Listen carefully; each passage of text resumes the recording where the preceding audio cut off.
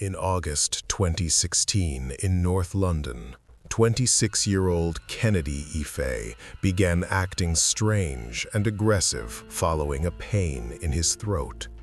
He reportedly bit his father, threatened to cut off his own penis, and complained of a python or snake inside of him before his family restrained him to a bed with cable ties and excessive force.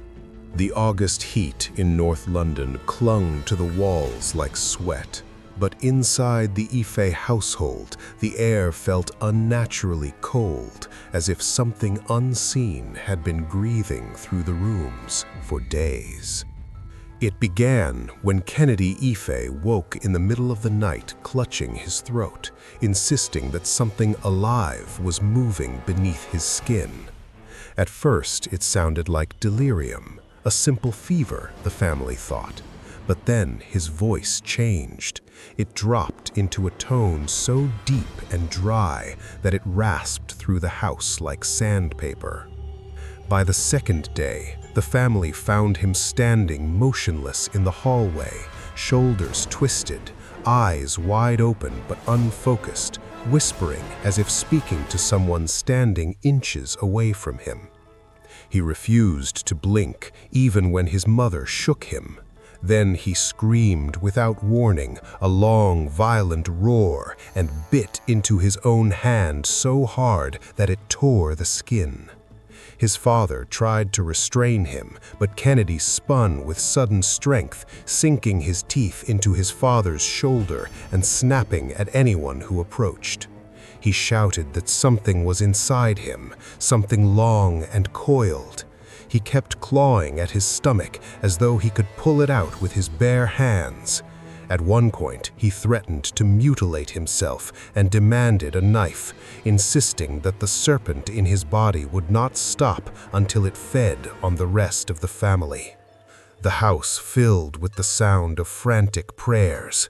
The brothers tried to calm him, but every time they touched him, his body jerked violently as if reacting to electricity. For 3 days, the family witnessed Kennedy change into something they no longer recognized. He spoke of doors opening by themselves in his room. He said he could hear footsteps circling his bed, even when everyone was downstairs. He complained that the serpent inside him kept tightening around his lungs. At night, they heard him chanting in a language no one in the house knew. The family finally tied him to the bed with cable ties because he kept trying to break the windows with his head. He screamed at nothing. He stared at the ceiling. He begged someone invisible to let him breathe again. His voice chipped away into a hollow whisper that sounded too old to belong to a 26-year-old man. His chest rose and fell too quickly, as if something inside was feeding off his breath. His brothers took shifts watching him, each hour feeling like a lifetime. Kennedy begged for water, yet refused to swallow when offered. He said something was crawling up his throat and he didn't want it escaping. They saw his eyes roll back until only the whites remained. They heard him laugh at odd intervals, a broken sound that echoed through the house like a child crying in an empty church. Even the neighbors claimed they heard voices at night, more than one, although only one person was tied to the bed. On the third night, he whispered to his youngest brother, asking him to untie him because he could see their dead grandmother standing behind him. The brother looked behind himself and saw nothing. When he turned back, Kennedy's head had twisted at an unnatural angle, his grin wide and still. The brother ran from the room, By morning, shaking. Kennedy's breathing had become strained, each inhale followed by a rattling noise, as if thick liquid was moving inside his lungs. The family finally panicked and called for help, insisting he was dehydrated, but when paramedics arrived, the house felt wrong. There was a smell in the air, not decay, but something raw and metallic, heavy like old blood. Kennedy lay tied to the bed, his skin cold, his lips turning blue. When the paramedics tried to touch him, his body jerked violently as if some force resisted them. His chest trembled, his back arched.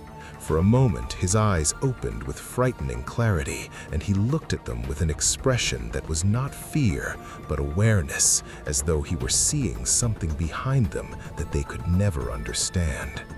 Then his breathing stopped. The room fell silent. The brothers tried to revive him, chanting frantically. One brother even climbed onto the bed and pressed his hands to Kennedy's chest, whispering prayers in a trembling voice, begging whatever remained to return.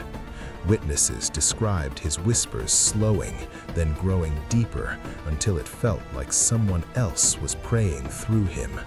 The temperature of the room dropped so quickly that one of the paramedics swore he saw his breath fog the air. Kennedy's body convulsed once, violently enough to rattle the bed frame, and then he went still. At 10:17 a.m., Kennedy Ife was declared dead. But the horror inside the house did not leave with him. Officers arriving to investigate reported a thick tension in the hallway, as if the house itself were holding its breath. Every family member showed injuries ranging from scratches to bite marks. They insisted the wounds came from restraining him, yet some marks were too deep, too precise, almost as if made by something with sharper teeth than his own.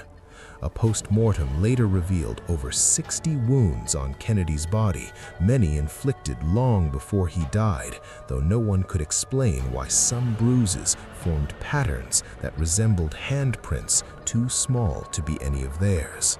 The youngest brother claimed the nights after his death were filled with tapping sounds along the walls, soft but constant, like fingernails dragging across wood.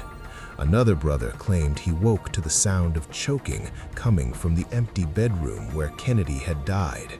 Even after the family was acquitted in court, the story continued to circulate among neighbors. Lights flickered inside the house at strange hours. People swore they heard someone whispering behind the front door when no one was home.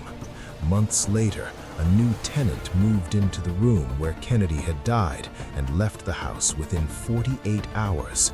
He said he couldn't sleep because it felt like someone was standing over him, watching him struggle to breathe. He claimed he woke to the sensation of something cold pressed against his throat, as though something long and unseen was trying to crawl from his body the same way Kennedy once described. To this day, no one in the neighborhood talks about the Ife house late at night because too many swear they hear a faint dragging sound coming from the upper floor. Some say it's the restless spirit of the young man who died in his own bedroom. Others whisper that whatever Kennedy claimed lived inside him never left at all. It simply waits in the quiet, searching for another warm body to fill.